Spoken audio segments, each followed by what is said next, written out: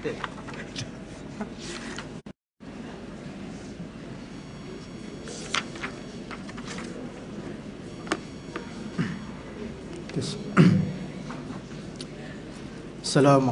warahmatullahi ta'ala wabarakatuh. Innal hamdalillah nahmaluhu wa nasta'inu wa nastahdihi wa nastaghfiruh wa na'udzu billahi min shururi anfusina wa min sayyiati a'malina. May yahdihillahu fala mudilla lahu wa may yudlil fala hadiya lahu. Asyhadu an la ilaha illallah wahdahu la syarika lah wa asyhadu anna sayyidana Muhammadan abduhu wa rasuluh. Allahumma salli ala sayyidina Muhammad wa ala alihi wa sahbihi wa barik wa sallim. Subhanaka la ilma lana illa ma 'allamtana innaka antal alimul hakim. Rabbi syrah li sadri wa yassir li amri wahlul 'uqdatam min lisani yafqahu qawli. Ya alim alimna min ilmika kama tarda bihi anna. Ya halim khallikna bihulkil hilmi wa haqiqna bihaqaiqil ilmi. Allahumma 'allimna ma jahilna wa zakkirna ma nasina. Allahumma yassir wa la tu'assir wa tammim bil khair amma ba'd. Alhamdulillah, syukur kita kehadrat Allah Subhanahu wa taala dengan limpah dan kurnia daripada Allah Subhanahu wa taala sehingga pada saat ini Allah Subhanahu wa taala masih mengizinkan kita untuk sama-sama kita mengecap nikmat yang terbesar dalam kehidupan kita, iaitu nikmat Islam dan juga nikmat iman.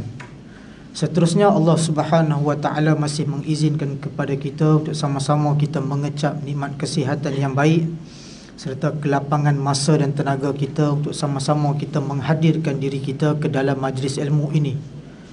Mudah-mudahan Allah Subhanahu wa taala mengurniakan kepada kita ilmu-ilmu yang bermanfaat, insya-Allah. Baik tuan-tuan dan puan-puan dirahmati oleh Allah Subhanahu wa taala. Hari ini kita akan masuk kepada tajuk yang baru, iaitu tajuk jin sebuah hakikat bukan khurafat. Okey. Dalam membicarakan tentang kitab Jin dan Syaitan dalam Kehidupan Manusia karangan Syekh Wahid Abdul Salam Bali ini, bab yang pertama sekali yang perlu kita tahu adalah tentang kewujudan jin. Okey, kita nak faham dengan lebih dalam tentang benda-benda yang lain. Benda yang pertama sekali yang perlu kita iktikadkan tentang kewujudan jin. Okey, macam mana Allah Subhanahu wa taala menerangkan tentang jin di dalam Al-Quran. Ada setengah orang tak percaya. Bila orang kata, bila sembang ketika mana kata ni semua jin, dia kata mana ada jin-jin. Sebab apa? Sebab jin tu tak nampak. Adakah benda yang kita tak nampak perlu kita tolak? Tu persoalannya. Sedangkan kewujudan jin ini disebutkan oleh Allah Subhanahu wa taala di dalam Al-Quran. Bahkan Allah Subhanahu wa taala menamakan satu surah di dalam Al-Quran dengan nama surah jin yang menceritakan tentang perihal jin. Hari ini kita akan mengimati beberapa perkara mengenai tentang berimannya kita kepada perkara gaib. Baik, salah satu pokok akidah Islam ialah beriman meyakini adanya hal-hal gaib. Bahkan keyakinan ini merupakan sifat pertama yang disematkan Allah Subhanahu wa taala kepada orang-orang yang bertakwa. Allah Subhanahu wa taala sematkan dalam hati kita tentang perkara-perkara gaib. Berimannya kita kepada perkara-perkara gaib. Antara perkara gaib yang perlu kita imani antaranya apa? Iaitu beriman kepada malaikat. Malaikat tergolong dalam suatu perkara yang disebut sebagai perkara-perkara gaib. Allah Subhanahu wa taala menyebutkan di dalam Al-Quran, a'udzubillahi minasyaitonirrajim. Alif lam mim zalikal kitabu la raiba fihi hudal lil muttaqin allazina yu'minuna bil ghaib wa yuqimunas shalah wa mimma razaqnahum yunfikun. Kata Allah Subhanahu wa taala, Al-Quran ini zalikal kitab, tidak ada keraguan.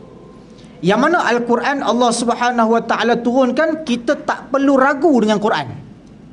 Dalam Quran sebut apa, tak perlu kita ragu.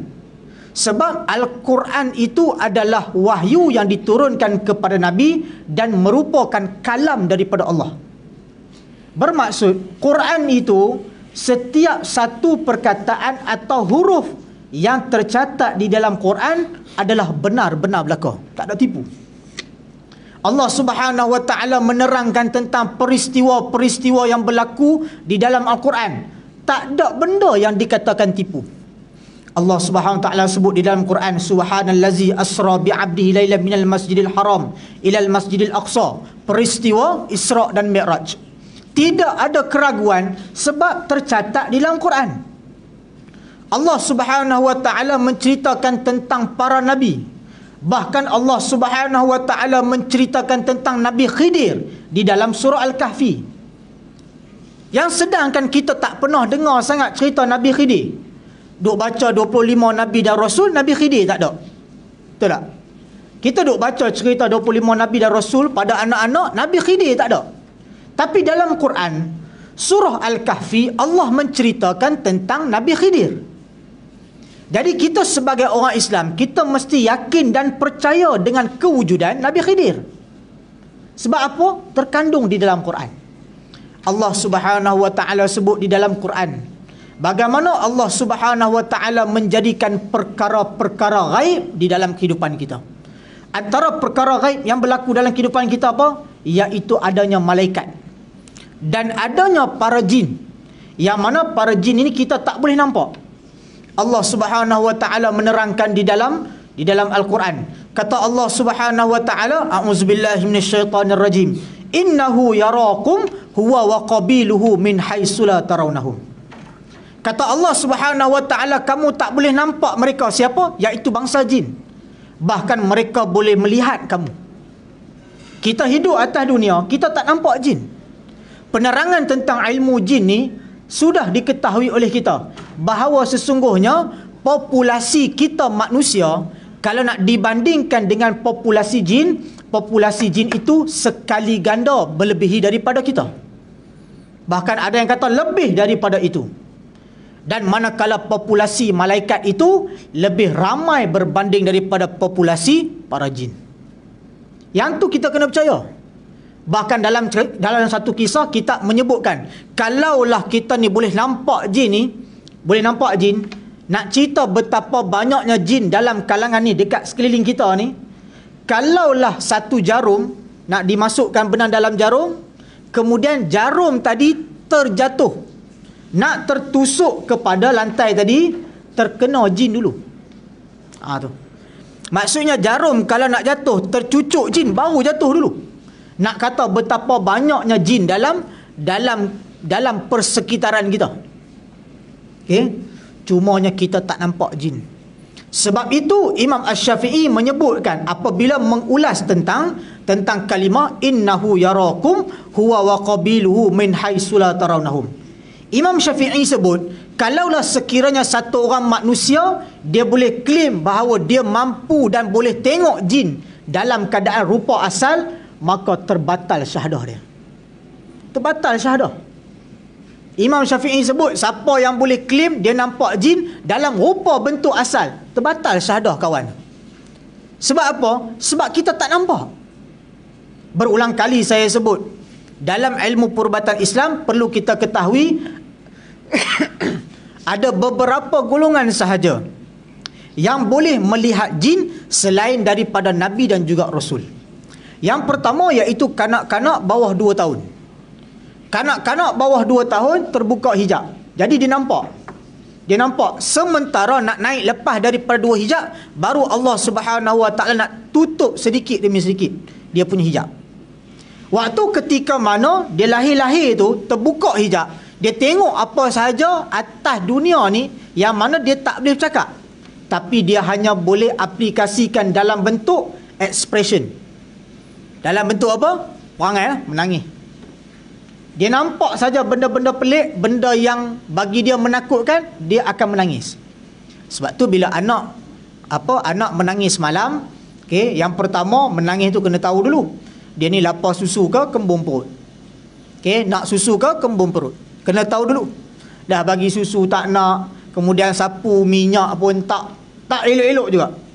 Kemudian apa yang boleh kita buat? Azankan di telinga kanan bayi tadi sebanyak 7 kali. Azan 7 kali, kemudian dia tak diam juga. Azan lagi 7 kali. Azan lagi 7 kali, dia tak diam juga. Ambil dia tu, bawa pergi hospital lah. Okay? Mungkin adalah sakit-sakit apa tu.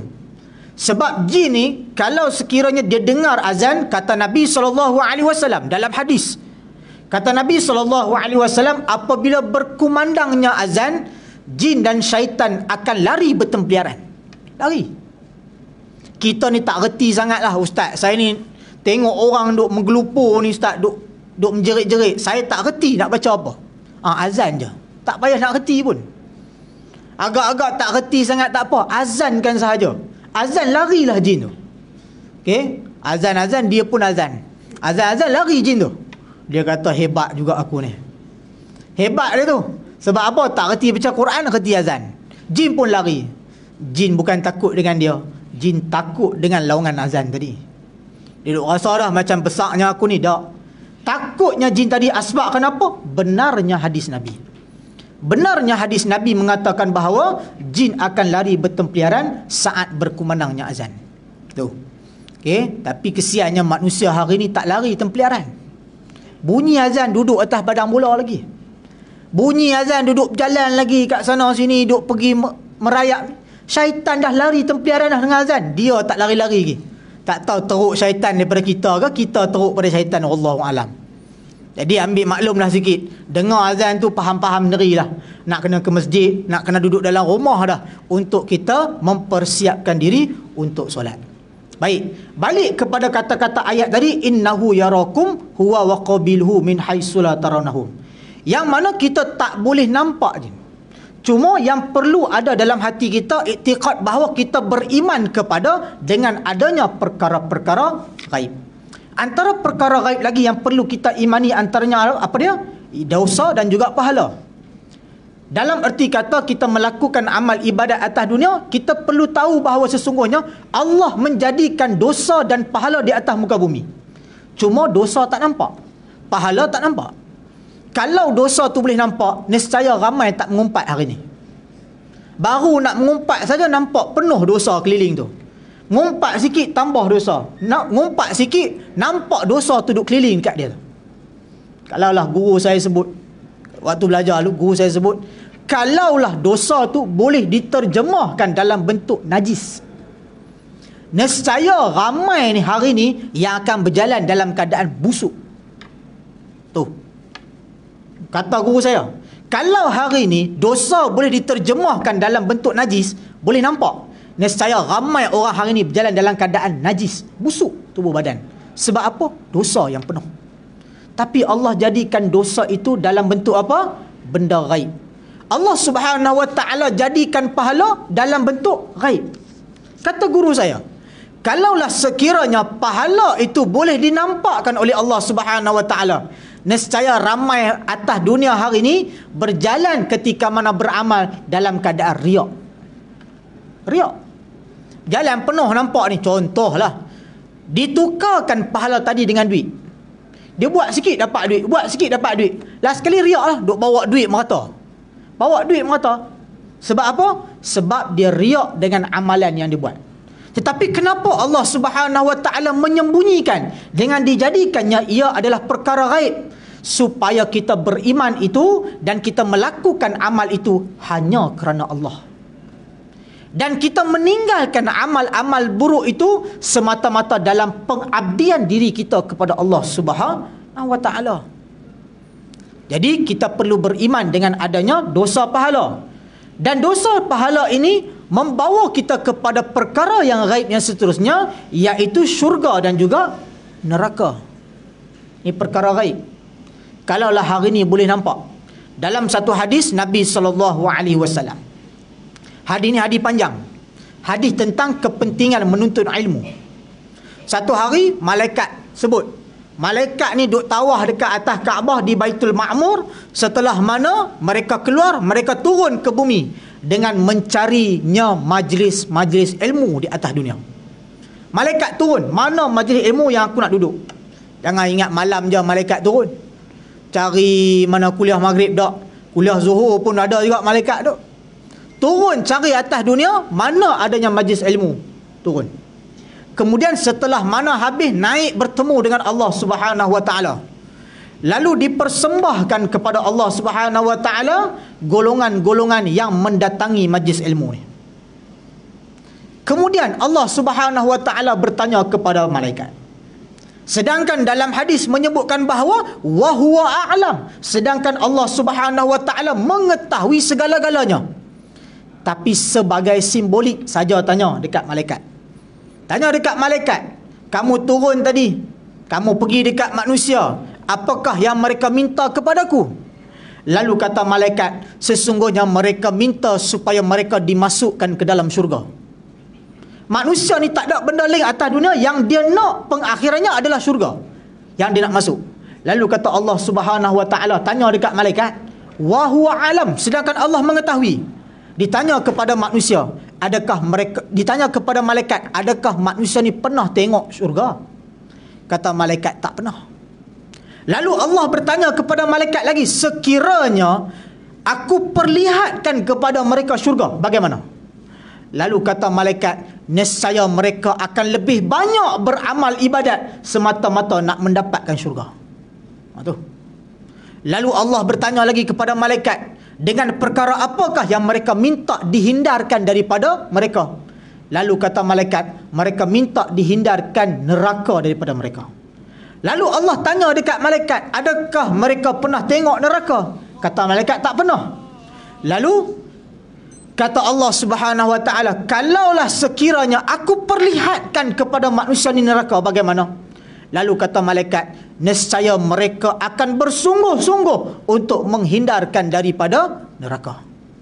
Tu manusia. Tapi sebab Allah tak tunjuk, Allah tak perlihatkan, cuma Allah hanya menceritakannya keadaan di dalam Quran. Lalu ketika mana saat dan itu, Allah Subhanahu wa taala nak menunjukkan kepada kita betapa manusia sekiranya diperlihatkan benda gaib, nescaya mereka akan cuba mendapatkan dan menghindarkannya, sama ada perkara baik ataupun benda buruk. Senang nak bagi faham. Hari ni kalau orang cerita tempat tu ada hantu, kita lalu tak? Tak lalu.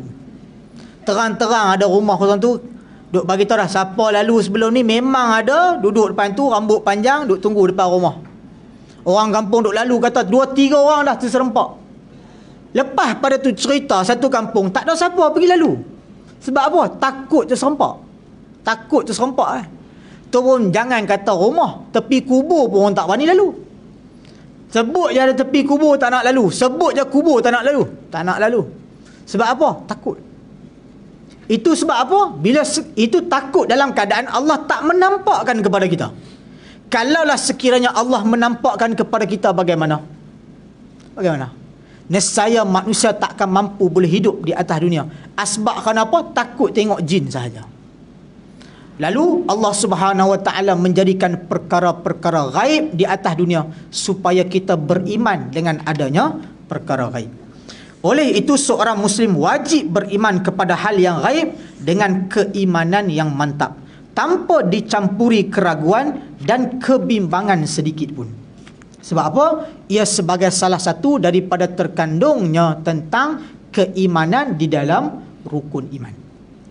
Menurut Abdullah bin Mas'ud radhiyallahu anhu, okey, Abdullah bin Mas'ud ni siapa? Seorang sahabat Nabi. Sahabat Nabi yang cukup tinggi dia punya amal ibadat. Satu hari saya biasa cerita tentang kisah Abdullah bin Mas'ud ni. Ketika mana satu hari dia nak menaiki satu pohon tamar, nak pergi panjat ambil buah kurma, kemudian terselok dia punya kain ni sampai nampak betih. Sampai nampak betih Abdullah ibn Mas'ud. Abdullah ibn Mas'ud ni badan dia kering. Keding tu, keding. Bukan kering, keding. Yang mana dia bukan kurus keding. Sehingga kan ketika mana menampakkan dia punya betih, halus, kecil je. Orang keding biasa tengok kan, kurus sangat ni, dia punya kaki tu macam nampak tulang. Bila nampak tu sahabat gelak. Sahabat tengok-tengok gelak, tengok kaki Abdullah ibn Mas'ud. Nabi waktu tu duk ada kat sebelah tu. Tengah-tengah sahabat duk bergelak tu, kemudian kata Nabi SAW, wallahi sekiranya ditimbang betis Ibnu Mas'ud dengan bukit Uhud, nescaya berat lagi timbangan pada kaki Ibnu Mas'ud. Hebat tak hebat? Yang keding tu kalau letak atas penimbang dengan letak satu bukit Uhud, nescaya yang berat itu adalah pada sebelah timbangan kakinya Abdullah Ibnu Mas'ud. Tu sebelah lah, sebelah kaki. Bayangkan ni kaki orang-orang yang beriman dan banyaknya beramal ibadat kepada Allah Subhanahu wa ta'ala. Kata Abdullah Ibnu Mas'ud, pengertian ghaib ialah suatu yang tidak boleh kita lihat. Ghaib ni apa? Benda yang kita tak boleh nampak. Berkenaan hal ghaib ini, Allah Subhanahu wa ta'ala serta Rasulnya telah memberitahu kepada kita. Jin merupakan salah satu makhluk ghaib yang harus kita yakini kewujudannya. Hal ini adalah kerana terdapat banyak dalil yang berkaitan baik daripada Al-Quran maupun hadis. Kata Allah Subhanahu wa taala dalam Al-Quran surah Al-Ahqaf. Ahqaf, wa isarafna ilaika nafaran minal jinni yastami'una al-Quran falamma hadaruhu qalu ansitu falamma qudiya wallaw ila qaumihim munzirin. Dalam ayat yang lain Allah SWT sebut, ya ma'syaral jin, wahai sekalian jin, wal ins, iaitu manusia. Allah Subhanahu wa taala sebut tentang kejadian jin ni dalam Quran banyak. Surah Ar-Rahman ayat 33, ya ma'syaral jinni wal insi in istata'tum an tanfuzu min aqtaris samawati wal ard. Dalam ayat lain surah Al-Jin, qul uhiya ilayya annahu istama'a nafarun minal jin faqalu inna sami'na qur'anan ajaba. Allah SWT sebut dalam surah Jin ayat yang pertama, iaitu segerombolan jin, sekumpulan jin mendatangi satu tempat, tiba-tiba mereka diperdengarkan, terdengar ada orang baca Quran. Lalu kata Allah SWT apa? Qalu, mereka berkata, inna sami'na qur'anan ajaba. Kami mendengar suatu bacaan yang sangat menakjubkan. Tu jin. Kisah dia apa? Satu hari Nabi menjadi imam dekat satu tempat masjid, yang mana masjid tu dekat dengan pasar. Turun jin ni daripada langit. Turun jin pada langit. Sebab apa? Setiap hari jin ni boleh akan naik. Ni jin-jin yang kebanyakannya mencuri pendengaran di langit. Saya dah cerita dulu tentang kisah antara jin yang pergi curi dengar ni siapa? Jin saka. Pergi naik, curi dengar tentang benda-benda yang telah Allah Subhanahu wa taala putuskan ni. Siapa yang nak mati esok apa semua ni, dia pergi naik sampai ke atas langit, dia pergi curi dengar. Tapi tiba-tiba hari itu pernah berlaku ketika mana jin nak naik, tiba-tiba mereka tersambar kilat. Kena panahan peti tu. Kena peti, kena sambar kilat, tak jadi naik. Lalu mereka ni merasa hairan, kenapa kita tak boleh naik sampai ke atas? Tu. Kenapa tak boleh? Yang pertamanya ulama sebut apa? Izin Allah, Allah tak izin. Yang kedua, sebab apa? Ni, hujahan daripada tafsir Ibnu Katsir menyebutkan ketika mana tak dapat naik tu, mereka turun ke bumi. Turun ke bumi cari apa sebab kita tak boleh pergi naik sampai ke atas. Bila turun tu, mereka ternampak satu masjid yang diimami oleh Nabi SAW. Turun-turun pergi sampai dekat masjid tu, dengar Nabi baca Quran. Qalu inna sami'na qur'anan ajaba. Kami mendengar suatu bacaan yang sangat menakjubkan. Ni jin. Rupanya Nabi jadi imam baca Quran, mereka rasa takjub. Takjub. Kita hari ni takjub juga baca Quran, tapi takjub sendiri. Dia baca, dia rasa sedap. Dia tarik bismillahir, tapi tajwid semua lari habis tajwid, tapi dia rasa sedap dia baca. Yang sendiri tu jadi apa? Dia yang takjub. Orang tak takjub pun tak takjub. Ada seorang sahabat saya, dia ni baca Quran hebat baca Quran hebat. Satu hari dia pergi test bacaan dia tu depan seorang syekh ni. Dia ni mahir qiraat. Syekh mahir qiraat. Mahir qiraat apa? Maksudnya dia ni memang pakar dalam bidang Quran. Qiraat semua dia tahulah. Jangan ceritalah bab ulum Quran ni semua dia tahu. Syekh ni. Dia saja pergi teh baca Fatihah depan Syekh tu. Dia baca macam mana dia duk jadi hebat baca Quran. Orang kata sedap macam qori baca. Dia pergi depan Syekh tu heran. Dia cerita, Syekh tu heran. Dia kata, kenapa Syekh? Cakap Arab lah. Syekh tu kata, apa yang kamu baca? Dia saya baca Fatihah. Dia kata, salah. Kamu baca Fatihah salah. Selama ni yang saya baca ni, yang ni lah salah. Dia ingat dia baca tu sedap dah, rupanya salah. Syekh tu suruh baca daripada Bismillah. Baca Bismillah, Bismillah dah salah. Baca daripada Bismillah, Bismillah dah salah. Kita duk ingat kita baca Bismillah tu dah betul, rupanya salah. Jadi bila ditanya kepada Syekh, kenapa orang lain kadang-kadang Syekh bagi biasa dekat saya ni? Ni saya mengaji dengan seorang Syekh saya, Syekh Abdullah Amin, qari Mesir. Dia qari Mesir. Saya belajar dengan dia. Saya belajar Quran dengan dia ni. Ambil sanad. Makcik-makcik pun ambil dengan dia juga. Makcik-makcik baca, kita dengar biasa, bila turn kita baca, menangis saya baca Quran. Kena dengan dia. Saya kata, Syekh, last sekali habis tutup Quran, saya nak tanya Syekh, kenapa dekat saya Syekh tekan, dekat makcik-makcik Syekh tak tekan? Dia kata, kamu muda. Masih boleh diperbetulkan lidah kamu menjadi lidah bacaan Arab baca Quran. Tapi makcik-makcik tak boleh. 3 kali saya test, lidah dia tak boleh ubah. Saya tak ubah dah. Tak boleh. Sebab apa? Memang tak boleh ubah dah. Yang main makcik umur 60 tahun. Baca 60 tahun ni, kata 60 tahun, 40 tahun baca Quran, duk sebut na. Saya baca dengan Syekh, tak boleh na. Mal na. La na. Ne. Tu bacaan sebut Quran. Ba tak boleh sebut ba depan dia. Ba, la, ba, be. Sebut. Tak percaya pergi sampai Mesir belajar. Ambil sanad baca. Be, te, se, ne, me. Tak boleh sebut ma. Ma, la. Ma Melayu. Na Melayu. Ba Melayu. Be. Tu bacaan Quran. Tu. Jadi bila kita baca, saya last sekali perbetul. Bila perbetul tu sungguh perbetul. Selagi kita boleh perbetul lidah kita. Okey, jadi kita jangan kadang kita rasa biasalah baca, tapi tak, bacaan Quran itu banyak. Cuma itu nak mengikut daripada sifat huruf yang menunjukkan kalam Arabi, iaitu Arab. Sebutan Arab yang betul. Tu.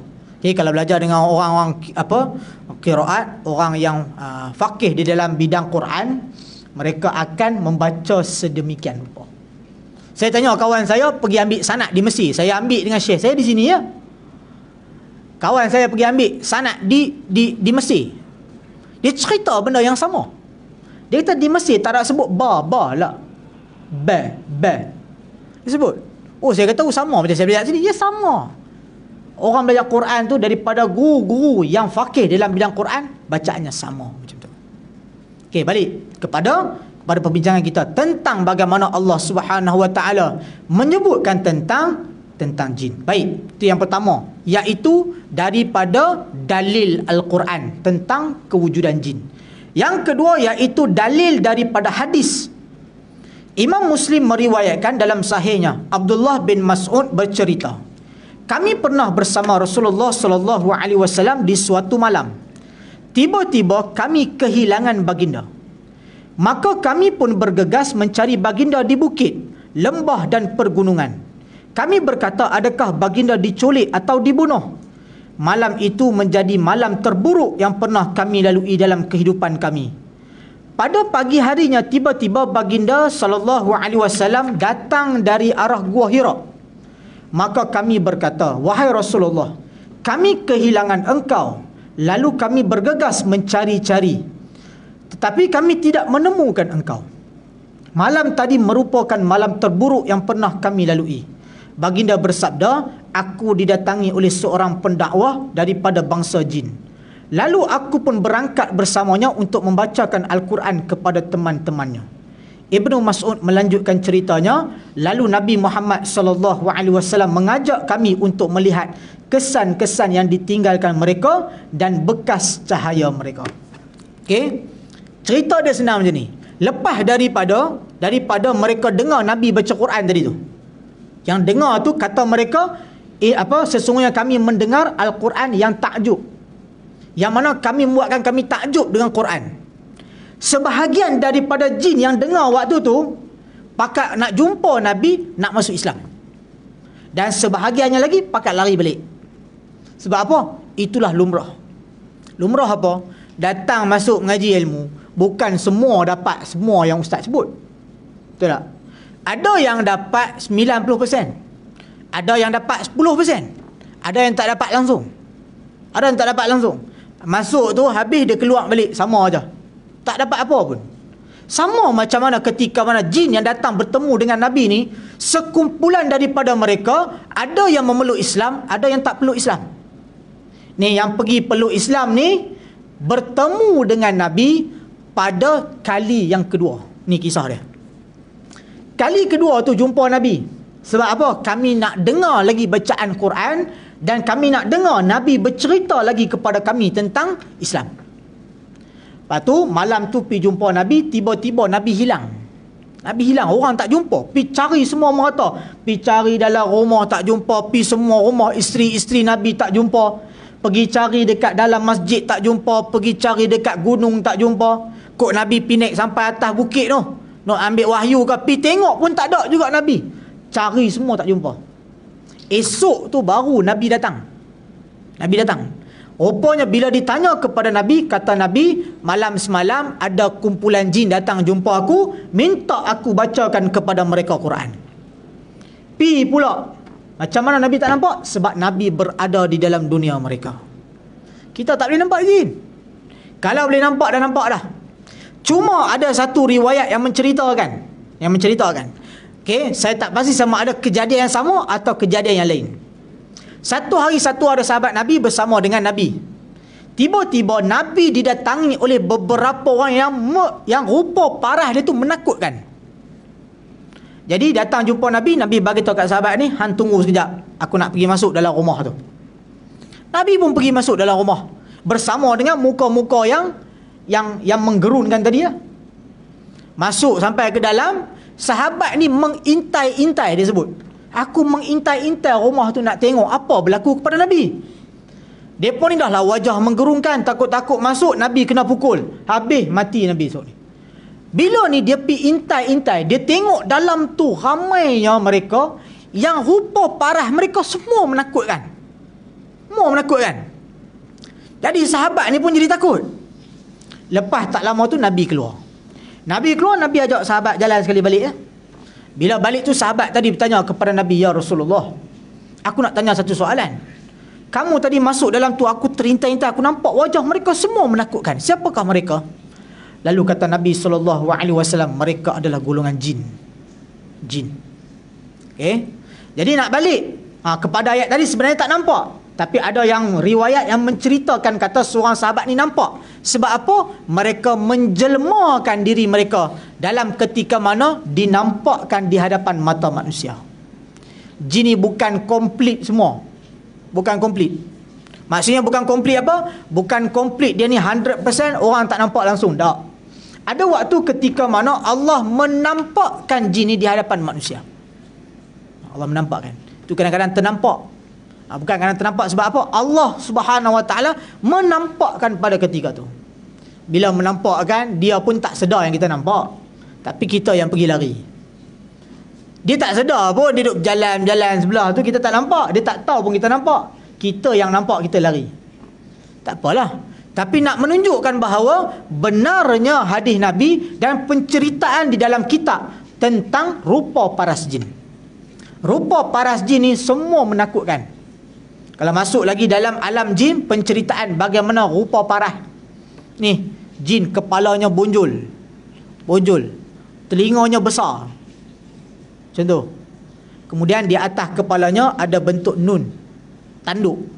Tanduk seumpama bentuk nun tu. Tu jin.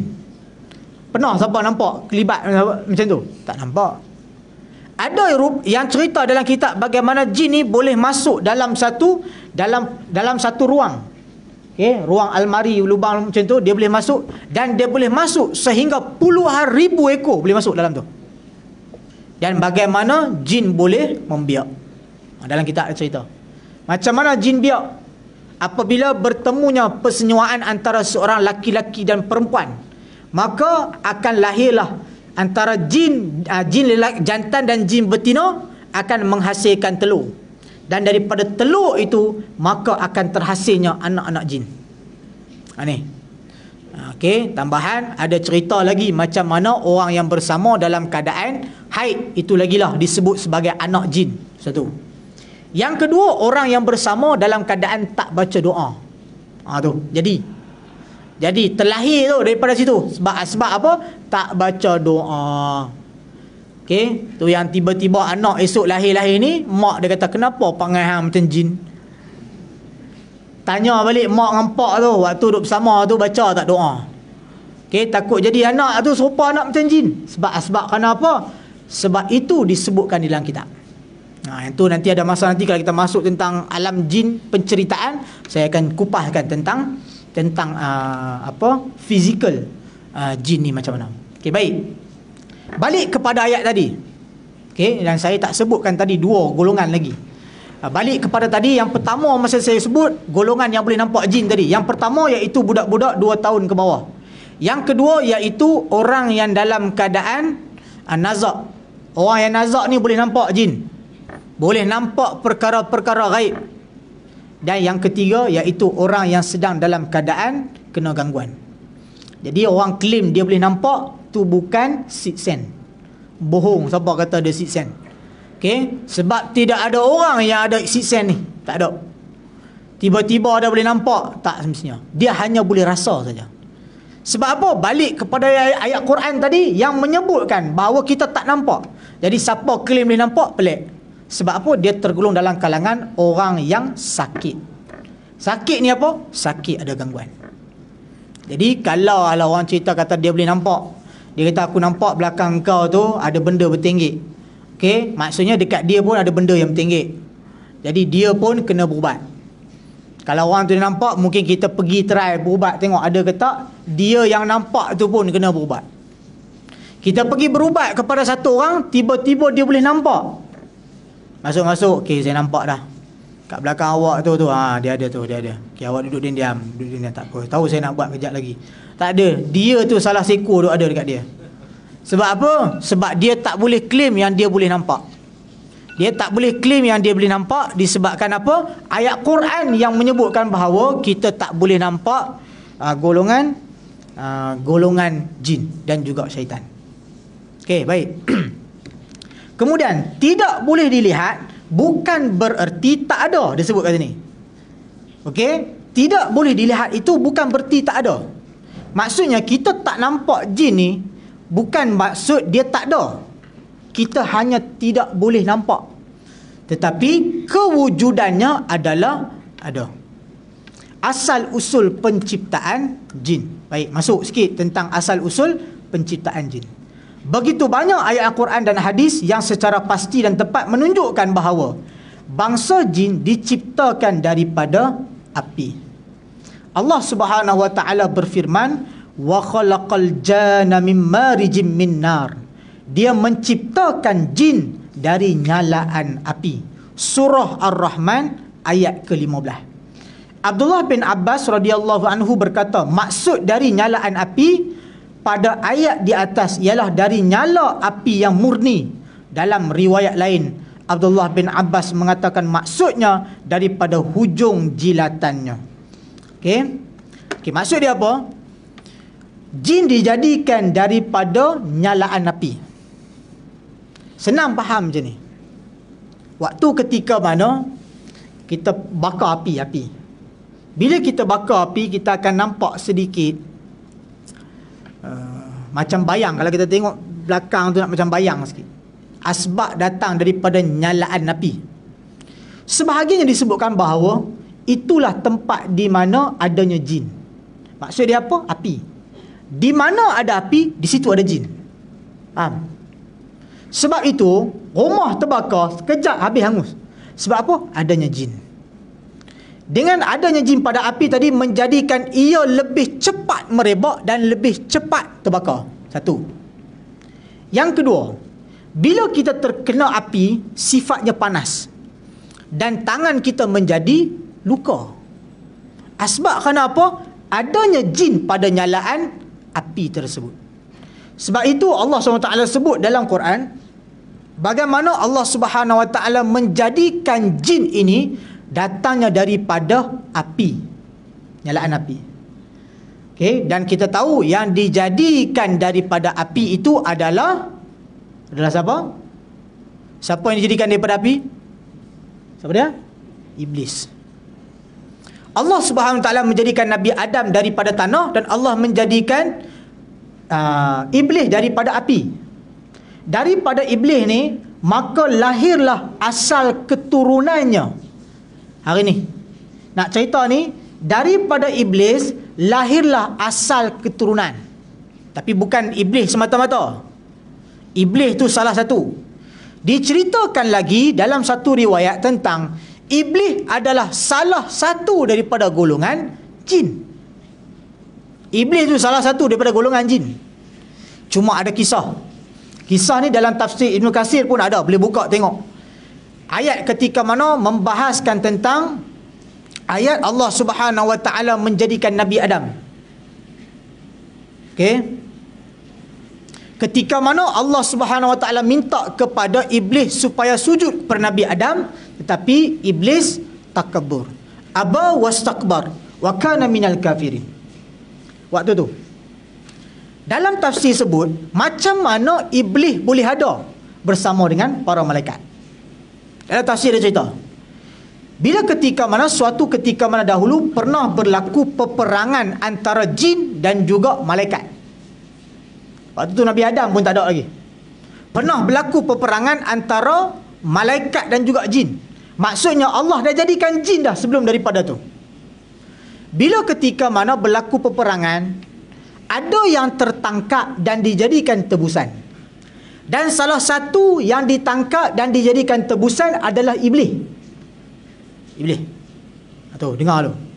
Ini pandangan yang pertama. Bila ketika mana iblis dia ditangkap jadi tebusan, dalam dia jadi tebusan tu, dia jadi baik. Iblis ni jadi baik. Jadi baik sehingga dia diletakkan sepadan bersama dengan para malaikat. Okey. Dan sebenarnya salah tafsiran bila sebut iblis tu ketua para malaikat. Salah. Sebelum ni kalau dengar iblis ketua para malaikat sebelum pergi kepada malaikat Jibril, salah. Bukan. Sebab iblis bukan datang daripada kalangan malaikat, bukan. Iblis ni dia kena tebus. Waktu peperangan kena tangkap, kemudian jadi tebusan. Dalam tebusan tu dia jadi baik. Jadi baik, Allah letakkan dia bersama dengan malaikat. Tapi asbab kerana dia merasakan dia lebih hebat, dijadikan daripada api. Waktu ketika mana jadinya Nabi Adam, dia menyatakan bahawa dia lebih besar dan lebih tinggi berbanding daripada Nabi Adam. Sebab asal kejadiannya daripada api.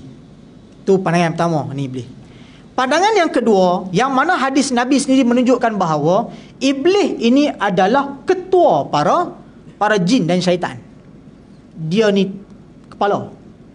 Bila ketika mana dia disingkirkan daripada syurga dan diturun daripada langit, dia minta kepada Allah supaya dia ni dipanjangkan umur untuk menghancurkan dan memesongkan akidah anak cucu Nabi Adam. Allah bagi. Asbab daripada tu, dia adalah makhluk yang dipanjangkan umur. Yang pertama dia. Dan lepas pada dia barulah jin dan juga syaitan lain yang dipanjangkan umur. Dia dulu. Dalam hadis Nabi SAW sebut, istana jin ni, istana iblis dekat tengah lautan. Setiap hari syaitan akan balik ke dalam istana iblis untuk merepotkan. Bagi laporan apa yang dia buat hari ni. Tu. Maksudnya apa? Jin adalah iblis adalah ketua. Yang lain semua itu adalah datang daripada asal usul yang sama. Contoh saya ambil. Yang kita duk nampak hantu raya, kita duk nampak pocong, kita duk nampak hantu lompat macam-macam hantu kita nampak. Kan? Semua tu datang daripada mana? Datang daripada asal usul kejadian bangsa jin. Tu, nak faham? Tu pecahan dia. Ada orang tanya, ustaz, apa beza jin dan syaitan? Betul tak? Apa beza jin dan syaitan? Okey, baik. Saya cerita sikit kat sini. Jin ini terbahagi kepada dua. Yang pertama, jin Islam, dan yang kedua, jin kafir. Ni, jin. Asal usul jin, jin Islam, jin kafir. Sama macam manusia. Manusia ni ada Islam, ada kafir. Ni, faham dulu jin Islam dan jin kafir. Baik. Jin Islam adalah jin yang beramal ibadat kepada Allah, buat baik. Jin kafir, yang mana mereka ni, jin kafir ni pula, ada pula yang terbagi kepada dua. Jin kafir. Satu yang kerja buat jahat. Satu ni kafir tapi baik. Baik lagi. Walaupun tak beriman kepada Allah, tapi dia duk buat benda baik. Jadi, jin, faham macam ni lah. Jin Islam, jin kafir. Jin kafir terbagi kepada dua, jahat baik. Jin Islam terbagi kepada dua, jahat baik. Macam kita hari ni lah. Islam tapi duk buat jahat juga. Tak, duk makan harta orang, makan rasuah, buat macam-macam, jahat juga. Ada yang Islam baik, ada kafir yang baik, buat baik pada orang tapi tak beriman kepada Allah. Yang kedua, kafir buat jahat pula, tunggang arak, berzina lagi, macam-macam dia buat. Okey. Jin kafir ni yang duk buat jahat, itu syaitan. Itu syaitan. Golongan jin ni, datang golongan jin yang datang pada bahagian jin kafir yang selalu buat jahat, itu adalah syaitan. Syaitan yang kerja buat jahat je. Tu adalah golongan jin yang kerja dia duk buat jahat, duk hasut manusia, buat macam-macam. Ni kerja siapa? Kerja syaitan. Satu saya bagi pula contoh jin yang baik. Jin yang baik ni siapa? Jin Islam. Duduk ibadat pada Allah, duduk dalam masjid ni, duduk mayang, duduk baca Quran. Tu yang kita biasa dengar kan, orang tidur masjid tiba-tiba esok tidur luar. Tak? Tidur dalam masjid nak qiyamulai, tiba esok duduk kat luar. Heran macam mana duduk kat luar ni? Siapa angkat? Tak ada siapa angkat. Tok Siap, Tok Bilal pun tak sampai lagi. Okey, rupanya dia pergi tidur tempat jin tu duduk ibadat.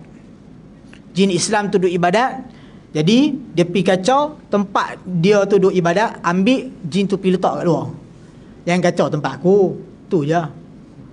Jadi jin tu pun sambung balik. Kita pun tak tahu. Kalau kita nampak, kita pun lari dulu. Tak lari duduk dalam masjid lah. Sebab Allah jadikan itu adalah perkara-perkara ghaib. Contoh lain, nak tengok jin ni boleh Islam ke tak Islam, baik tak baik, jin tu boleh baca Quran. Kita baca Quran ni, dia pun baca Quran. Ni kategori jin Islam tapi jahat. Tadi baik ni, duk amal ibadat je. Ni jin Islam tapi buat jahat. Apa dia? Bila ketika mana kita baca orang masuk dalam tubuh badan, dia pun sekali ikut kita baca. Kita baca Allahullah, dia pun baca Allahullah ilaha illallah sampai habis. Jin ni ikut habis aku baca. Semua ayat lain semua dia ikut baca. Berhenti baca Quran. Tapi sebab apa dia dikategorikan sebagai buat jahat? Sebab dia masuk dalam tubuh badan manusia. Sebab dia masuk dalam tubuh badan manusia. Jin yang baik, dia tak akan masuk dalam tubuh badan manusia. Sebab benda itu dilarang oleh Allah Subhanahu Wa Taala. Jadi sebab tu yang duduk masjid ni tak kacau orang. Dia duduk je, dia buat kerja dia. Yang boleh baca Quran, masuk dalam badan manusia. Ni kategori apa? Jin Islam tapi jahat. Dia buat jahat. Faham kan? Ni kategori jin. Okey, selepas pada tu kita akan masuk lagi sedikit sebanyak tentang penciptaan jin ni pada topik yang akan datang lepas pada ni. Banyaklah cerita tentang tempat tinggal jin, makan dan minum jin. Nanti kita cerita. Saya pernah cerita benda ni? Belum kan? Tak pernah kan? Tak pernah. Dulu dalam buku saya tu ada semua benda tu. Nanti kalau boleh saya pakai tu sikit untuk diringkaskan, bagi kita faham makanan apa, tempat tinggal, macam mana dia membiak, macam mana dia boleh, semua kita akan cerita. Okay, wallahu ta'ala alam. Ada soalan tak?